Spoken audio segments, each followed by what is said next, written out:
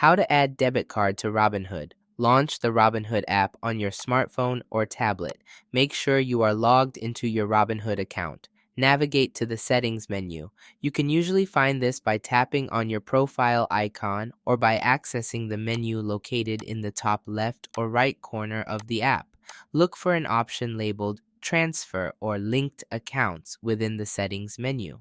Tap on it to proceed. Within the banking section, you should see an option to add a bank or link a bank account. Select this option. You will be prompted to enter your debit card details. This typically includes the card number, expiration date, CVV code, and billing zip code. After entering your card details, Robinhood may need to verify the card. This verification process usually involves a small temporary charge to your card, which you'll need to confirm to complete the link. Once the verification process is complete, you should receive confirmation that your debit card has been successfully added to your Robinhood account. You can now use your linked debit card to deposit funds into your Robinhood account or make purchases within the app. That's how you can add debit card to Robinhood.